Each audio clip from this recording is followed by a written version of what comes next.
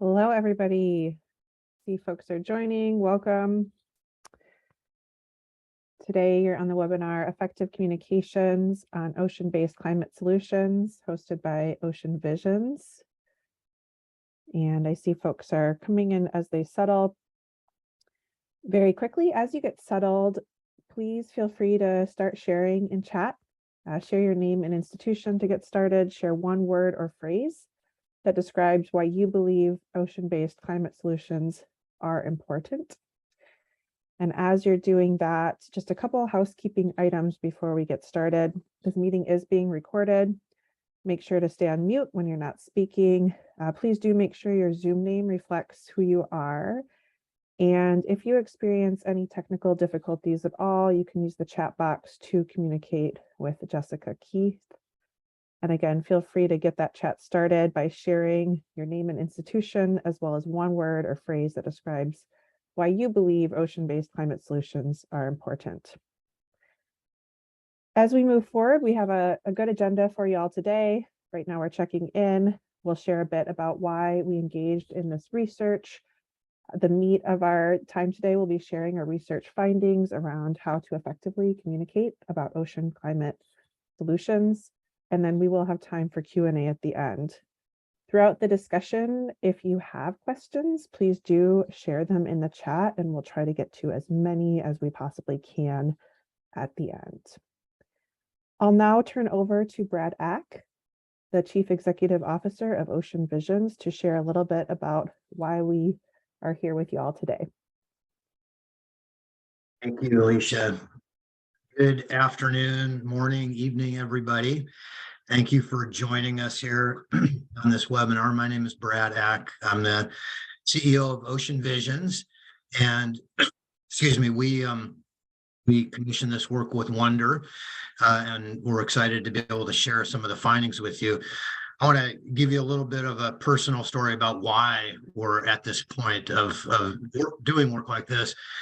As the year turned 2023, I reflected back that I graduated college exactly 40 years ago this year, which now you know exactly how old I am. But at that point in time, I was committed and excited about a career in biodiversity conservation and set sails very shortly thereafter for work in Latin America, in tropical environments, focused on very traditional sorts of conservation approaches. I worked with World Wildlife Fund and went to graduate school soon thereafter and became aware, a few years later in the late 80s, very clearly about this thing scientists were calling the greenhouse effect, and read papers that were being published at that point in time on this, on the greenhouse effect. Now we call it climate change. And it was obvious to me at that point that this was absolutely an understandable phenomenon, and that it was very real and tangible and was just going to keep getting worse if we didn't do something about it. But I didn't focus my attention and my career on that. I kept working on mostly on the preservation of nature and biodiversity, using increasingly less traditional tools over time. I started working on economics and working on policy, working on innovation. Slowly, wound my way around to the last 20 years focused on the oceans. And throughout this entire time, this specter of climate change has just grown and grown and grown. And now it's just flat out punching us right in the face. And we all know it. We all feel it viscerally, or at least I think we do. And we all know that we're falling short, again, at least I think we all know, of actually making a dent in this problem, or a big enough dent.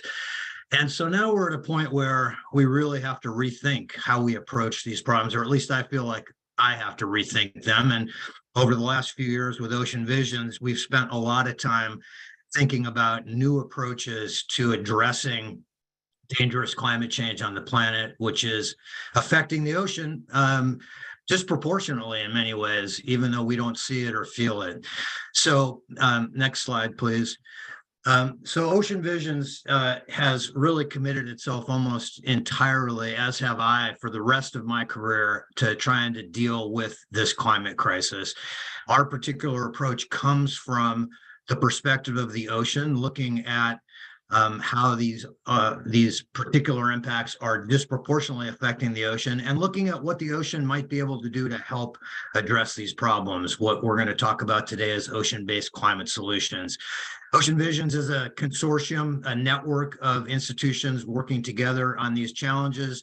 We have a lot going on in this space, so we'd be happy to talk with any of you about that work after or at another time. But for right now, our focus is on how to win hearts and minds to this new battle that we face here, which is to arrest dangerous climate change on the planet and maintain a livable planet for all of nature and for people.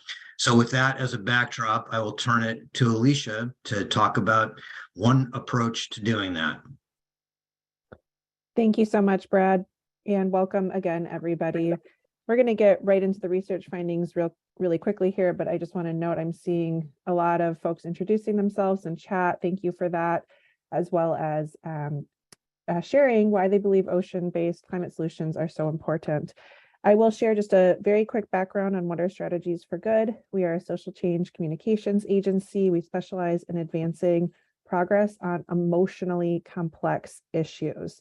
And we've been involved with some major social movements, including freedom to marry for same-sex couples, building a more inclusive ocean conservation movement, as well as most recently increasing vaccine confidence for COVID-19 vaccines.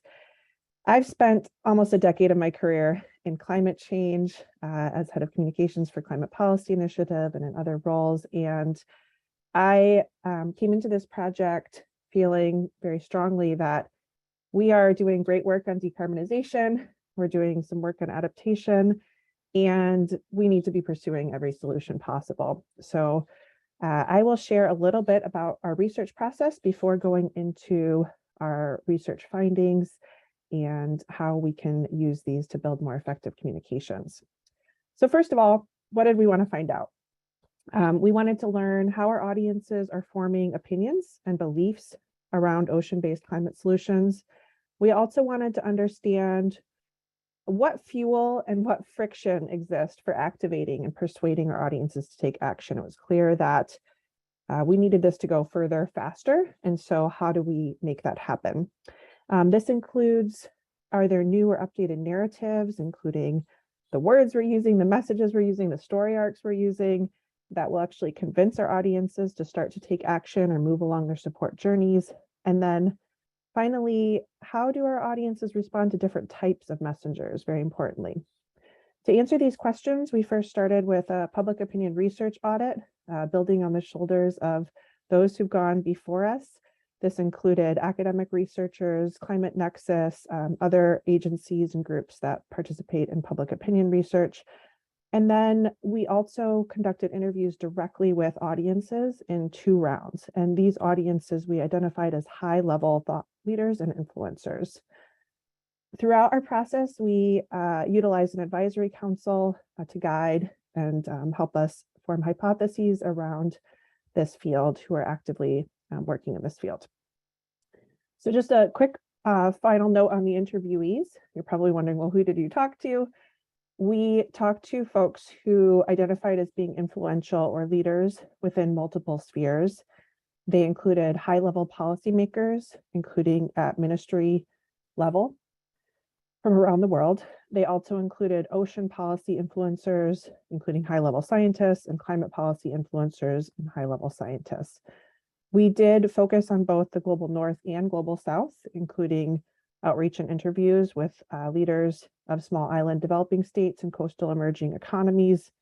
And just noting that 45% of our interviewees identified as having a hard science background. So what did we learn? The first thing to note is that there is a spectrum of support for accelerated, large-scale ocean-based climate solutions, or here our focus was really on ocean-based carbon dioxide removal solutions. And we see that folks at this level and at other levels as well go from being vocal opponents, right? Those who are actually speaking out to media, who are actually speaking to their colleagues to convince them to oppose ocean-based carbon removal. We have folks who internally are opposed, but are a little bit more quiet about that. And then we have a set of folks who are more hesitant. They have questions that are unanswered. They're not really ready to take a side or another. They may have some issues with reputational risk. And then we have a similar set who are quiet supporters. And then finally, we have folks who are ready to be vocal about this issue. In terms of your audiences, again, just putting this out there in the chat so you can stimulate some discussion.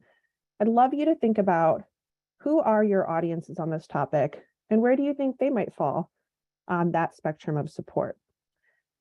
Just noting that of the folks we talked to, about 45% of those leaders were hesitant, resistant, or vocal opponents. So we're not only trying to activate those who can have a voice in this movement, but we're also really looking at ways to persuade those who might be more resistant to move along their journeys of support. Whenever we do public opinion research, we always start with what are the existing mindsets of our audiences, and from there we can build strategies to communicate effectively with them and actually test those strategies directly with them. We learned very quickly that of all the leaders we spoke with, and keep in mind that these were ocean leaders, climate leaders, minister level folks who worked in environmental or ocean ministries, they're very motivated to work on climate change. And key to their motivation is protecting vulnerable people and communities and the places that they care deeply about. That includes the ocean.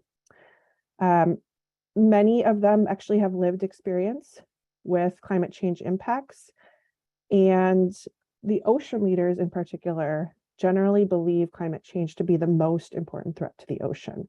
So they will often name other threats like overfishing, a need for more marine protected areas, but they see climate change as being kind of the thing that is underlying many of the other threats that they're dealing with. Also worth noting, these are folks who often have years, if not decades, of lived experience working on these issues. They are not always the most hopeful group. When they are hopeful, they're typically inspired by other people working on this issue and the many solutions available. So just to take these findings and put some life to them, we are including a few quotes throughout, and I'll read these to you. So here on the left-hand side, we see a policymaker who says, "I have children, and I'm concerned about what the future looks like." And then in the middle here, an ocean leader says things like coastal pollution, habitat loss, and degradation, overfishing, and all of those things are still very, very important, but I think that they now exist in this world that is climate change. So you can see here how this lived experience with climate change, this concern for people affected by climate change, as well as on the ocean side, how climate change is really underpinning many of the issues. However, many leaders are more hesitant when it comes to carbon removal. Where they're supportive, their support stems from the belief that we're out of time and the need to act urgently on as many solutions as possible. However, supporting especially technological carbon dioxide removal goes against some very deeply held beliefs and values about how to protect the planet. And I'll get into a bit more of those in a minute. In addition, in general, even those who are supportive are struggling to manage fears, complexities, concerns around potential unintended consequences, especially of these solutions at scale. And they feel that the available information, the messages, and the messengers are not providing them with enough to overcome or at least manage some of those concerns. So here you can see kind of a variety of quotes that share some of these mixed or conflicted feelings around ocean-based carbon dioxide removal. So, from someone who was very supportive, this policymaker said, "The damage is already happening, challenges are already underway, and there's not going to be a silver bullet. So we've got to be pushing in as many areas as we can." Right. So that's a pretty supportive statement. It was a pretty strong statement. And then here's from someone who was a bit more hesitant, a bit more in that quiet category. This ocean leader says, we used to need to fend off efforts to talk about geoengineering because we need to keep the pressure on companies and governments to do the hard things. I think what's changed is that it's now clear we need everything. We need both urgent carbon dioxide reductions and some way to pull carbon out of the atmosphere. So this gets at a lot here, right? They're saying, I am supportive, but I have this lived experience that kind of keeps holding me back a bit. And then here, kind of similar, this is a strong feeling from an ocean leader on the left. I hate that it's necessary, but it's necessary because we've delayed it so long. And then similarly, another ocean leader who is definitely more hesitant and skeptical. It's experimenting on a massive scale with the systems that sustain us. So we ought to be really rigorous about understanding both the potential, but also potential consequences.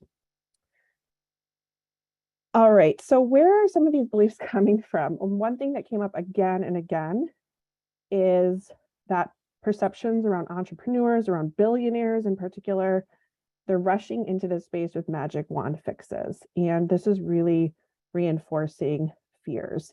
It's important to remember that many of the people who are in ocean and climate leadership have spent decades with lived experience fighting fossil fuel companies. They are a bit more skeptical generally of corporate structures, et cetera.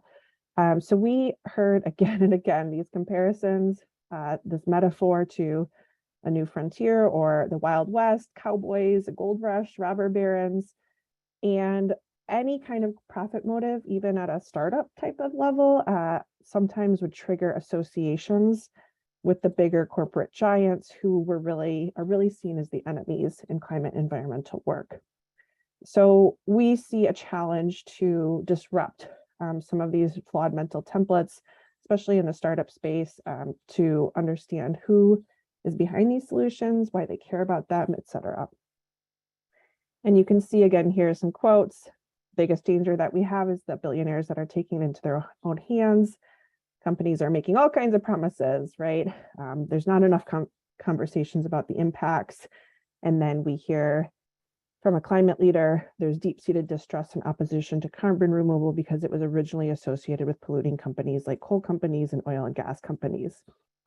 So we see some of the range of big feelings that folks have around this issue. And then finally here, there's clear consensus that this field would be strengthened and legitimized by being science-led as opposed to business-led. This came up again and again, feelings that there really needs to be very rigorous oversight, especially as we go from pilot scale, field testing scale into slightly larger scales in the ocean. And it feels like there's a need for more sanctioned paths from government, right? Oversight, real teeth, international policy agreements. So here we see, I'd encourage scientists to be completely honest, and I want to see a large international scientific community. And I can, on each of these are not outliers. I can show you pages and pages of quotes that resonate here. So let's wrap this all together, right? So we are seeing here the support spectrum. We're seeing some underlying facets of leaders' identities, lived experiences, values, and beliefs that both influence their openness to ocean-based climate solutions, but also may provide areas of less support for these solutions.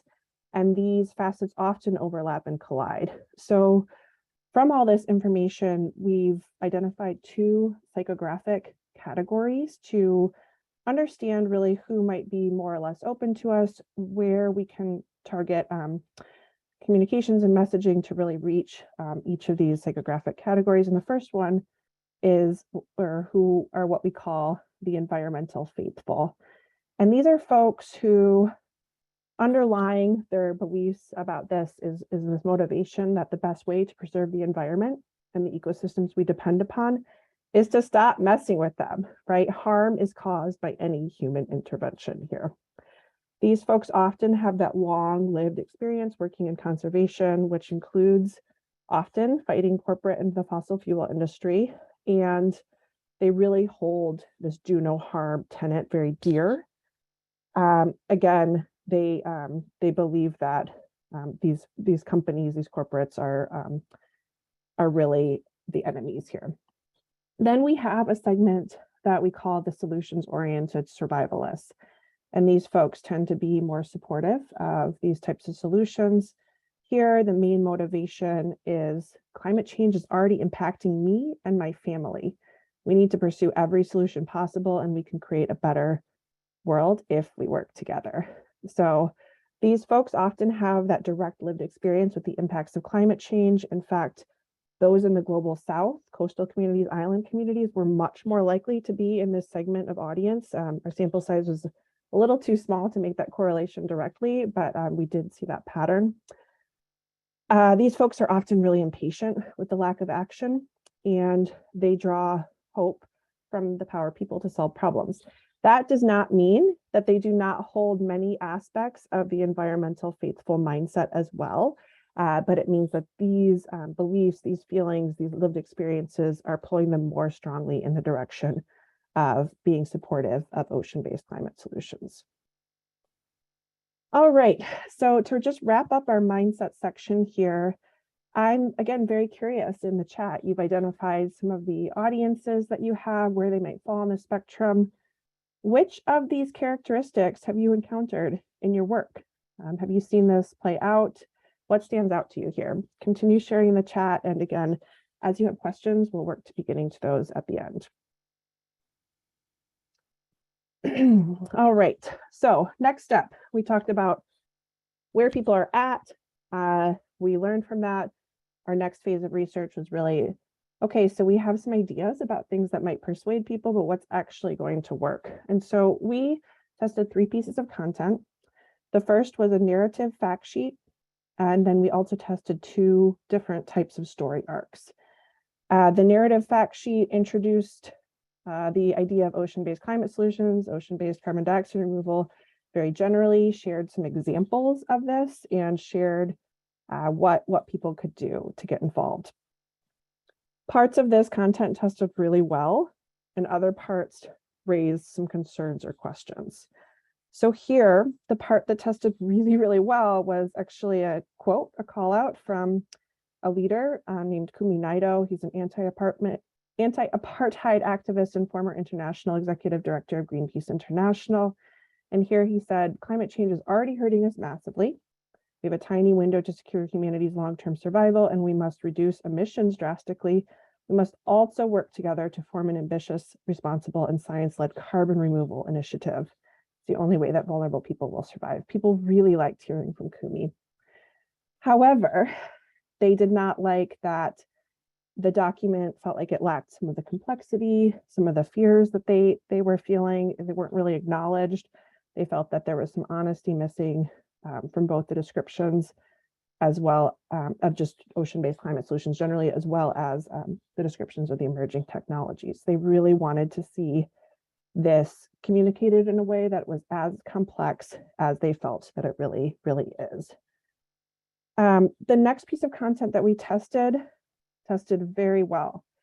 It's really rare that we will see even the most skeptical folks that we talk to excited about something that they read. And so this is the real model for how we would recommend communicating going forward. And if you take one thing from this webinar, I hope that you take something from this piece itself. This was a first-person change of heart story, or journey story, as we call them. An esteemed scientist, a real person, Dr. Deborah Iglesias Rodriguez. She goes through and shares her journey of support. So she acknowledges the complexities, how she felt when she first heard about these solutions. She talks about the concerns that she had, as well as those that she still has realistically, but then also talks about what led her to manage those concerns and eventually begin more active work in this field. So I do think Jessica may share some of these links in the chat. And so if you have a chance to go ahead and read the whole thing, I encourage you. Again, people really liked this content. And then finally, we tested something that we more frequently see out in the field right now. This was a third-person meet the scientist story. Used very visual language. You know, for me, a supporter, very exciting, right, to hear about all the possibilities and what the future could provide. It was one, scientist who was also an entrepreneur or worked at an entrepreneurial team who overcame some barriers and really like progressed the field in a certain way. People who were supportive liked it. People who were more skeptical felt it was overhyped. Again, did not address the complexity. Felt that the science was not there yet, and we shouldn't be pursuing this. Had a lot of concerns. So while they liked the scientist herself, they did not like what she was doing. So this told us quite a bit that this typical story arc around entrepreneurship may not be working in the way we want it to work, at least for those who are more skeptical in this space. So again, I'll just pause for a moment and invite you to continue sharing in the chat. What stands out to you about these pieces and how the audience has reacted to them? Is there anything here that maybe you've been using in your communications and might make you think a little differently? We'll now go into what we gleaned as a whole from these in terms of specific recommendations for how we communicate effectively on this topic.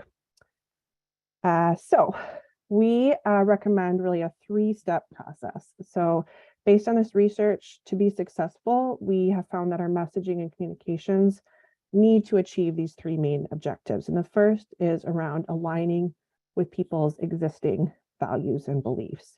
The second is helping them manage the fears that they hold, the complexities that they see with this topic. And then thirdly, finding a place for them to really have a role in advancing this issue and activating the support. So we'll start with aligning with values. What does that mean? When we say that, what are we talking about here? So we always talk about, you may not agree with your audience, right? You may actually actively disagree with a lot of what they're saying. However, we cannot really create a journey of support for folks unless we deeply empathize with where they're coming from. So we know what our values are. We know what our audience's values are. What are the shared values that we both hold, and where we can really meet in the middle and move from there. And here it was pretty clear there were 2 main pieces that we should be leading with, that we should be emphasizing. One is that climate change is already here. It's already causing damage to the communities and the places we care about, including the harm it's causing to the ocean. And then secondly, we need to actively pursue every solution possible, right? We need to pursue decarbonization. We need to pursue adaptation. We need to pursue carbon removal, including any potentially viable ocean-based, land-based carbon removal. So it's a very all-encompassing thing. Here, we did test some language to use and language to avoid. I do want to emphasize that slightly tweaking the language is not going to fix this issue totally. It's really more about the journey than it is about the specific words. But we did hear much more positive reactions to words like ocean-based climate solution, ocean climate restoration, and then naming some of the specific solutions. We did not test, but we do believe they would be promising based on what else we heard. Nature-inspired solutions, deep blue carbon. And then we had more negative, more visceral reactions to terms like ocean-based carbon dioxide removal, ocean-based carbon dioxide cleanup, ocean carbon management, and technologies as well. So that's really just an FYI.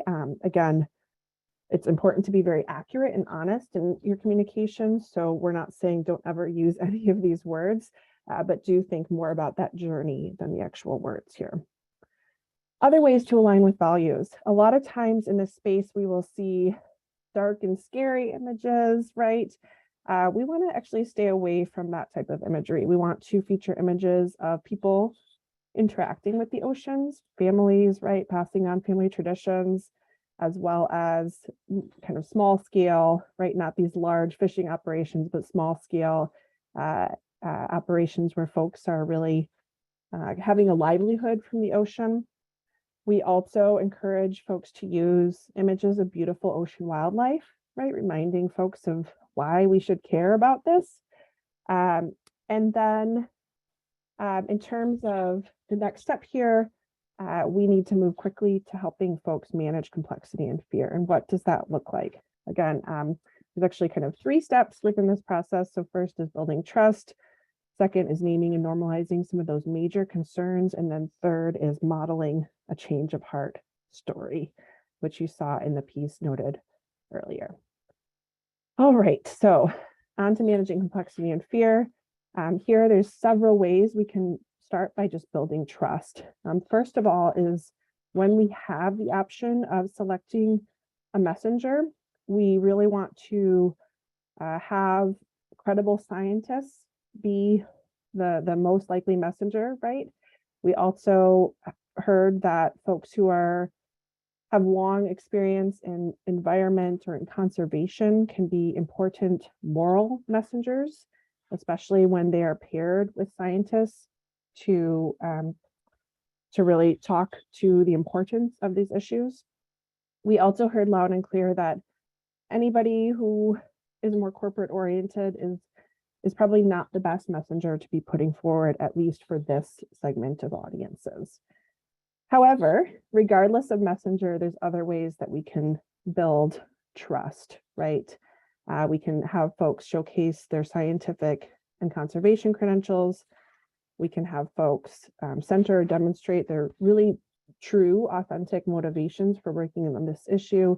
We can cite good research, and we can avoid hype. And I do want to just note, whenever we have an issue that's as emotionally complex as this one is, often what we see is people going into what we call their downstairs brain. So people have a downstairs brain and an upstairs brain. The downstairs brain is also referred to as their lizard brain, the amygdala.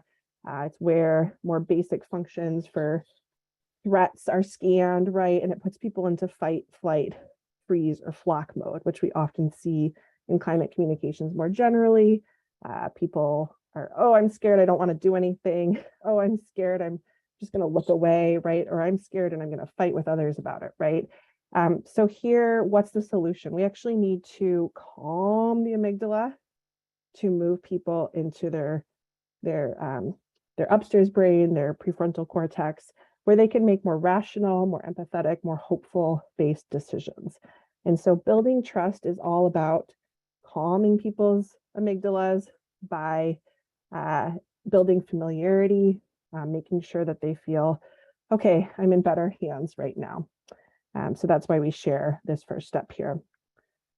The next step, though, is to actually say, yeah, you know, this might be scary. You might have concerns.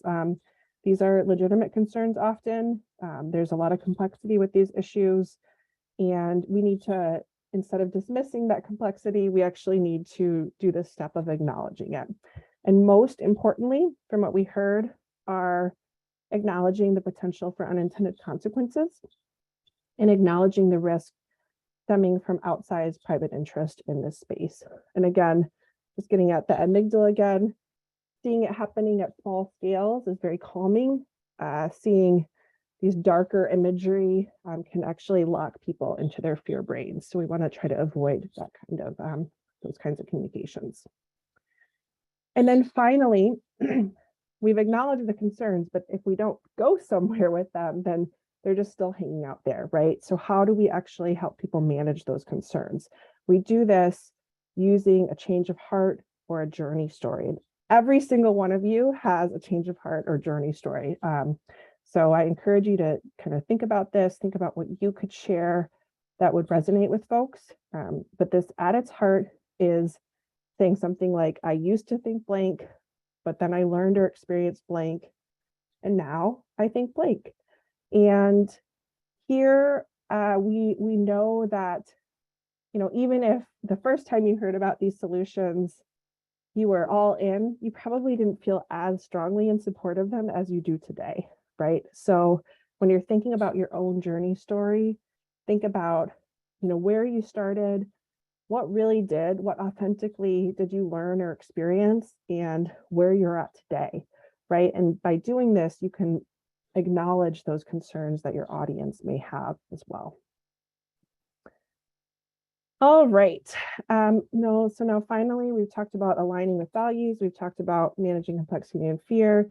And now we still need to get folks to that place of saying, well, I was opposed and now I'm at least hesitant, or now I'm hesitant, but I'm now a little bit more supportive, or now I'm quiet and now I'm ready to be a bit more vocal. So what does that look like? We do need to share actions that our audiences can take.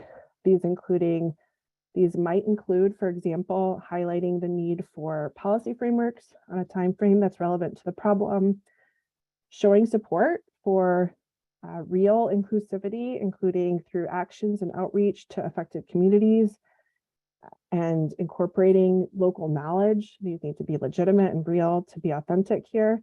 And then also vocalizing the importance of a science-led movement as opposed to one led by business. This is something that resonates with a lot of our audiences. So it's something that you can share, as well as the need to get more scientists globally involved. You may have other asks of your audiences. These are some we would share as being important, and especially that third one around the science-led movement.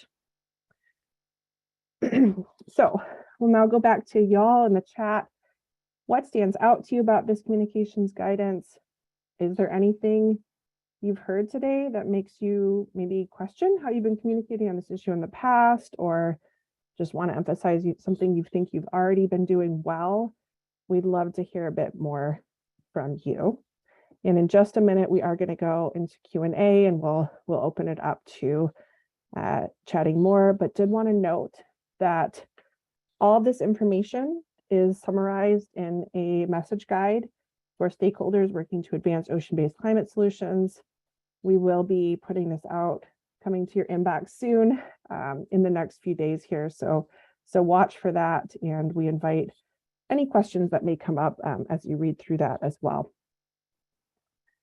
So now I'm going to take a quick break, get a drink of water, and allow the questions to start flowing. My colleague Jess here will field those, ask, and then myself or Brad will chime in and do our best to answer as many as we possibly can with the time that remains to us. So see you in just a second.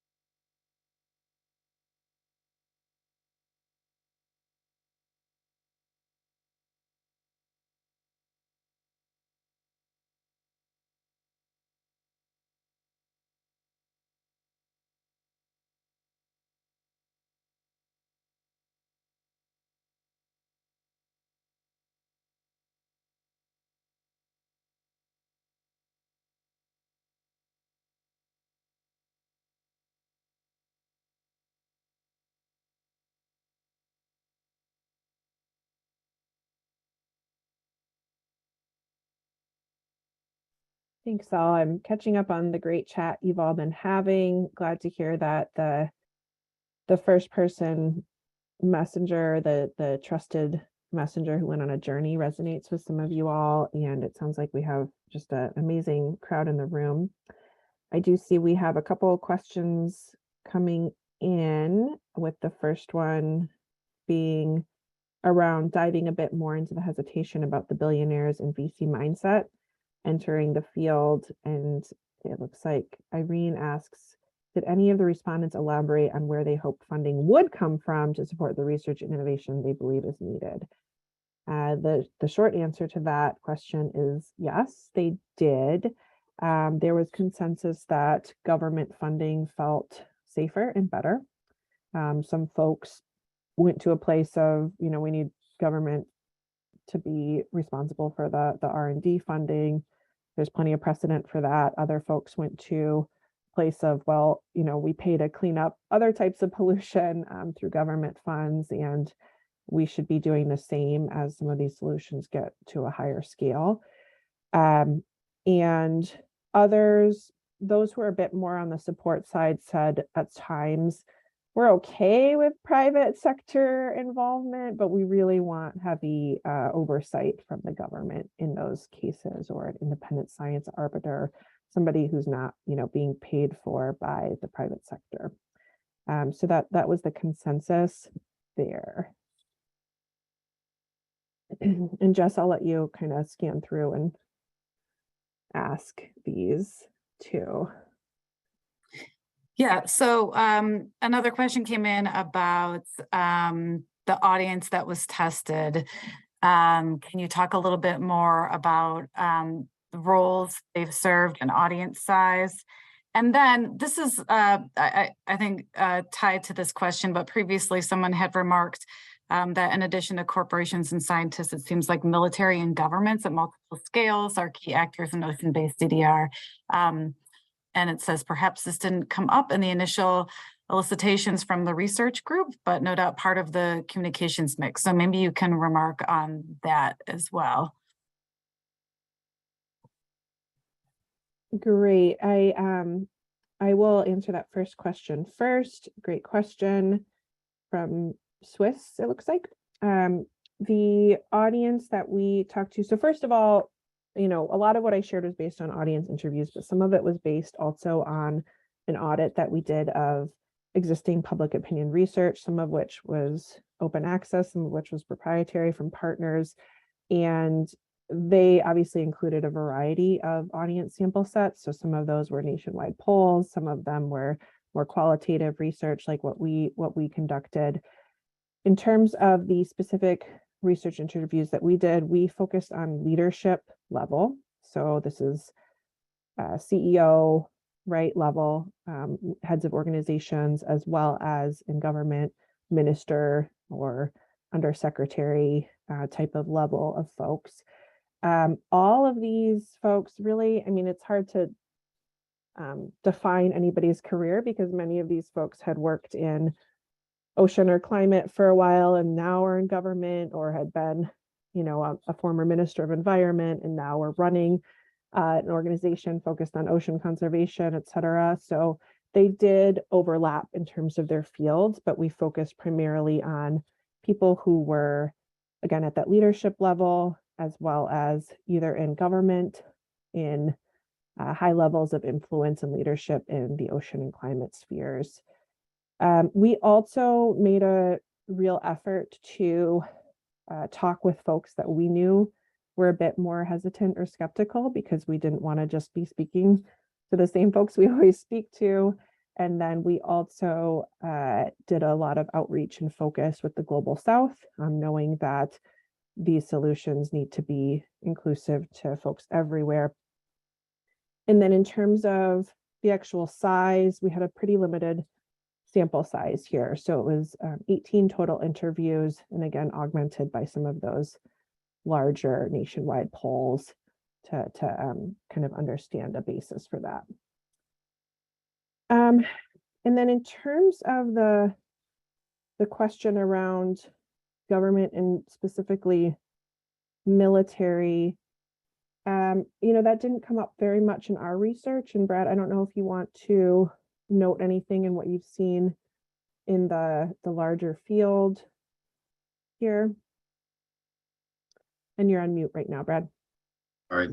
I would just say, I'm not sure I'm understanding what the question was, or if it was just a comment, but we have found that the national security implications of climate disruption get a lot of other people thinking differently about it.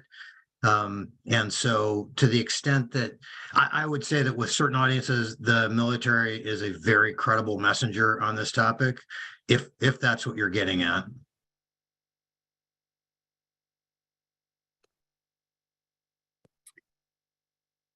So a great question that came in here. One is about what we may have gleaned in terms of support or hesitation with any particular type of ocean-based CDR approach. Did some elicit more positive or negative reactions than others with our test group? That's a great question. Again, I think it's from Irene here. So thanks, Irene. It's a complicated answer. So for those who are more supportive, they tended to gravitate more towards the nature-based or more nature-sounding solutions first. So that includes seaweed cultivation, microalgae cultivation. However, when we kind of look across the full range of different pathways, we did test these in quite a bit of detail as well and probe on them. We really heard the same types of concerns come up across the pathways, and that was, what'll this do at scale? What unintended consequences are we going to have? And, you know, I don't like that this is coming from the private sector. However, they also voice the same types of support. We actually do need to pursue every solution possible, and we're out of time, and that's the reason for that. And so, you know, when we were trying to distill all of this and provide guidance to those who are working on very specific solutions, it became very clear that we're all in this same boat together. And it's, again, really more about that journey for any solution. So whether you might be working on microalgae cultivation or iron fertilization or ocean alkalinity enhancement, it's so important to align with values, to manage those concerns, including through building trust, acknowledging that complexity and modeling that change of heart story, as well as finding a place for your audience in the solutions. So instead of focusing so much on what the specifics are there, think about the whole journey. And then another recommendation that we do have is, you know, it's actually pretty striking, because in one of the public opinion polls, we see that the general public, at least, is often conflating carbon removal with, you know, things that really aren't carbon removal, like solar panels, right? So they sometimes get it right and sometimes get it really wrong. But it is very clear that these more nature-based solutions can help us kind of ladder up into some of the more technological ones. So whenever possible, if you're talking about the field as a whole, maybe start with some of the safer sounding ones before talking about, you know, the direct ocean capture, et cetera. Thanks. So another question, good one here, is about positioning ocean-based CDR as something that's cutting edge, innovative, you know, cool, trendy, that's my word. How, I know the research delved into that a little bit. Can you explain more about how some of that positioning may or may not help advance research and development for this? Yeah, that's a great question, and one we very much had when we were starting this research as well. In many fields that we've worked on, talking about, you know, the entrepreneur journey and how exciting something could be in the future is, you know, works really, really well. It did not work well in this case at all. So just important to note that, at least for the audiences that we talked to. And that's not to say that if you're speaking to supporters, that might not work, or folks who might not be as embedded in ocean and conservation and climate worlds. But here, when we tested this type of language, when we tested that like exciting future vision and something that could really advance humanity as a whole, people reacted really negatively to it. It reinforced a lot of the fears that they had, that, you know, the specific words that are coming to mind are magic wand fixes and the communication getting out ahead of the science. They felt that it was overhyped, and that actually created an erosion of trust instead of building trust and acknowledging that, you know, these are actually pretty complex solutions and hold multiple trade-offs. So at least for these audiences and where we're at as a movement right now, we do not recommend spending too much time on that story arc. And then Patrick Duke is asking about what role early career ocean professionals might have in the communication space. Any special ways that they might be activated? Yeah, thanks for the question, Patrick. So wherever you're sitting, tell your stories, right? Talk about your credentials, right? If you are, a researcher, whatever you're doing, what have you been doing in this space, right? If you've been in conservation for even a couple of years, why you care, right? What are your authentic motivations for getting involved? Talk about where you maybe had some concerns, but why you're still moving forward, right? So definitely need all voices heard, and we need to hit those right notes. I know that Ocean Visions wants to see many, many more scientists, especially, grad students entering these fields. And I'm sure many on this call might have ideas for how to get more involved in the science aspects as well. That's not my area of expertise, but Brad, if you have anything more to say to Patrick, would love to hear it. Thanks. Nothing more than the encouragement that you already gave, Alicia. This field of ocean-based climate solutions that encompasses the ocean's contribution to a low-carbon economy, as well as cleaning up or removing and safely storing carbon, protecting damaged ecosystems and regenerating them, is going to require a legion of new entrants into the field. And it is going to be a very large growth area for careers in this space. So if at first you don't succeed in finding the right space, keep trying, keep focusing on this, because it is, as a colleague of mine calls it, this is going to be conservation in a time of overshoot.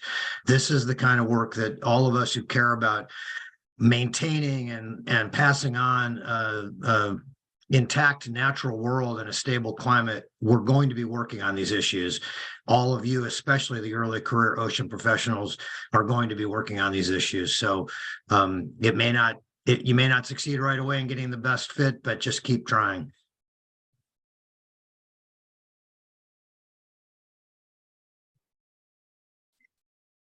Thanks. Okay, next one. So Salvador Garcia is asking if we interviewed potential or existing buyers of carbon removal. Alicia, could you review again who our review groups were, please? Yeah, the closest we came to funder types of audiences, investors, was really more on the government R&D funding side. We did not talk with investors or corporates who might be buyers of carbon removal.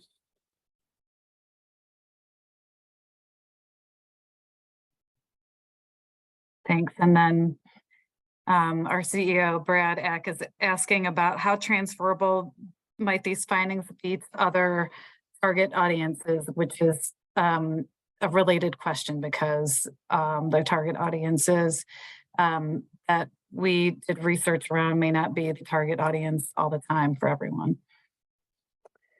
Yeah, that's a great question, and actually stems from the previous question. So thanks for flagging that. So a couple thoughts here. One is that, there's times when we think that we have to make a choice between reaching folks who are more hesitant and reaching folks who are more supportive. We know from many other social science research, many other issues, that is often a false choice. And actually, the reality is that if we are successful in reaching those who are more hesitant or more resistant and moving along their journeys, we are able to effectively reach supporters as well. So what that means is that, we were talking with folks who had a lot of knowledge on this issue already, nuanced understanding, and often were deeply skeptical, are people who are in the news today, talking against some of these issues, right? And so when we saw these bright spots where they said, oh, wow, I really like what Deborah had to say, right? She really seems like the right person to lead these types of initiatives.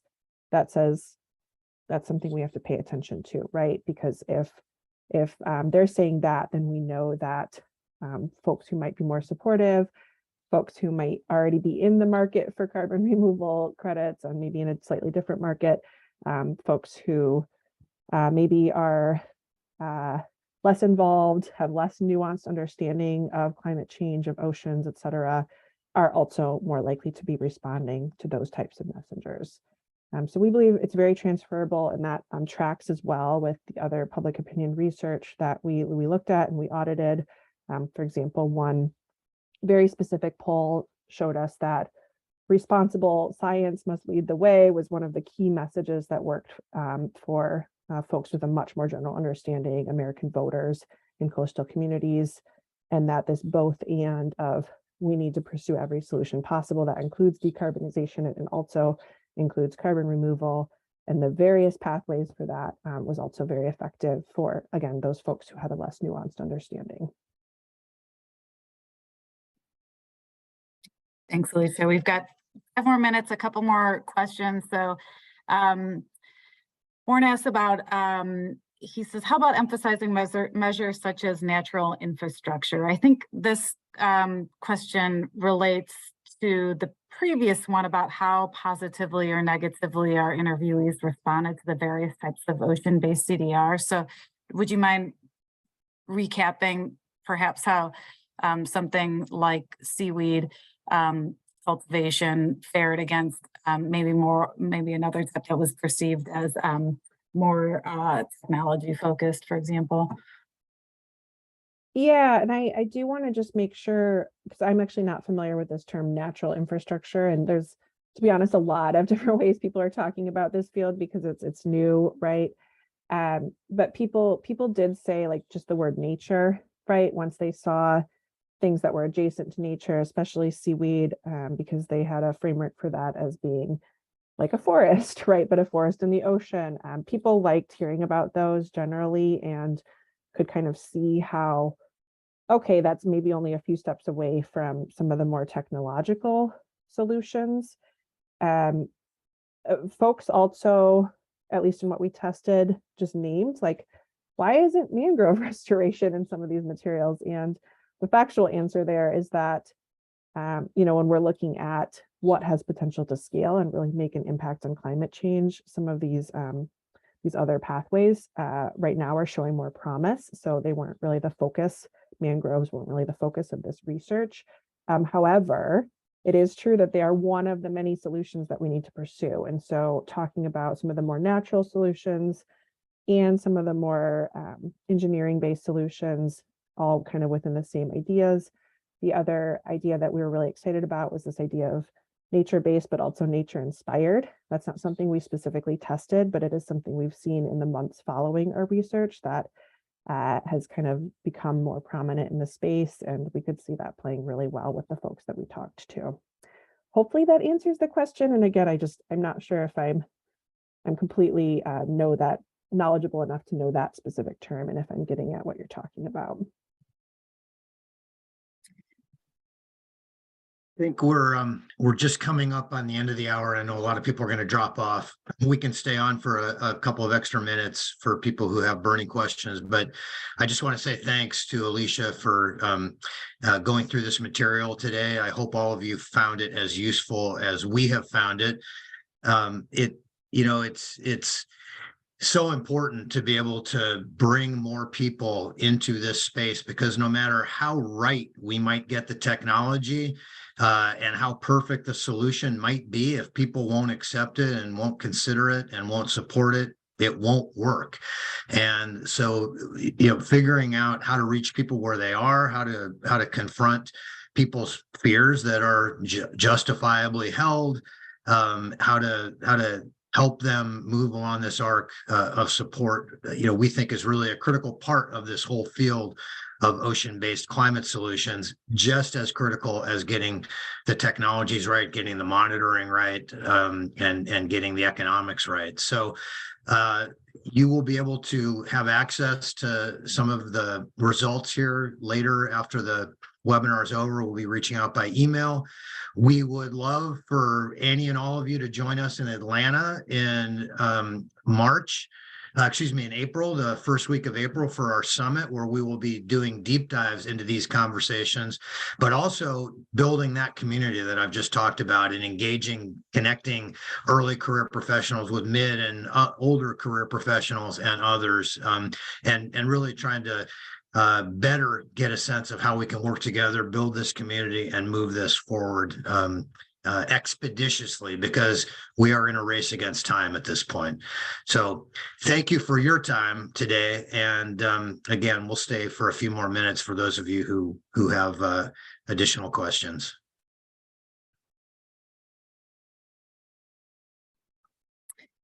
So there are a couple more questions, and I'll couple these because I think they're related.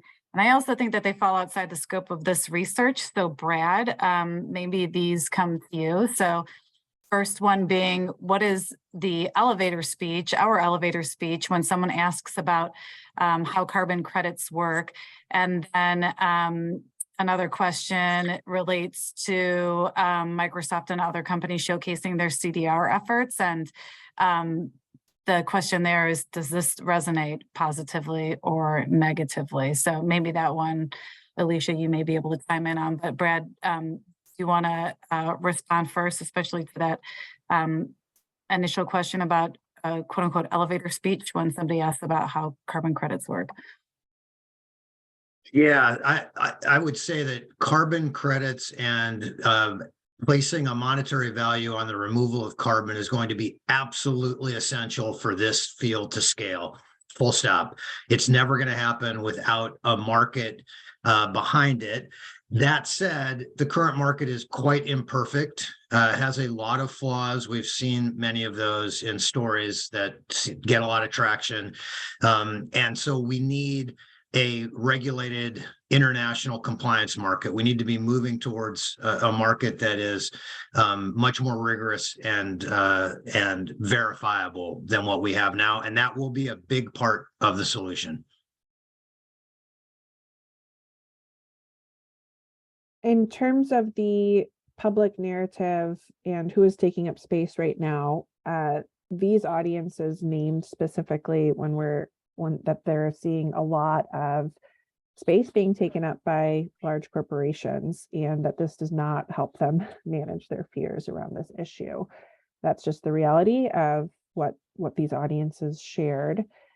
The other reality here is that I think as communicators, as advocates, there's only so much we can do to change that large narrative. And so what we recommend, given that context, is one, when we can choose messengers, let's have scientists be the ones speaking. Let's have folks who have environmental conservation as their backgrounds being the ones speaking, who can really speak as moral messengers. And when we can't choose who's taking up space there, let's really make sure that we're leading with aligning with those values and building as much as trust as possible, which means not overhyping or not overselling what they're trying to do. And it also means really acknowledging some of these complexities. So that's the world we're living in right now. And we really hope that we can start to shift this narrative a bit more in the public space, because we need to get to where we need to be. Just one more note. We never use the word offsets, and I would encourage everybody to avoid using the word offsets. We need negative carbon. We're on a path to negative carbon, to cleaning up the mess, and offsets don't do that. So I would stick away. I would shy away from the use of that word. That's a great point, because of this fear that we're just giving cover for corporations, even though the reality is we actually need to be doing both, and we need to decarbonize and we need to remove carbon. So it's not like it's a zero-sum game, but not in the way that you're thinking, right?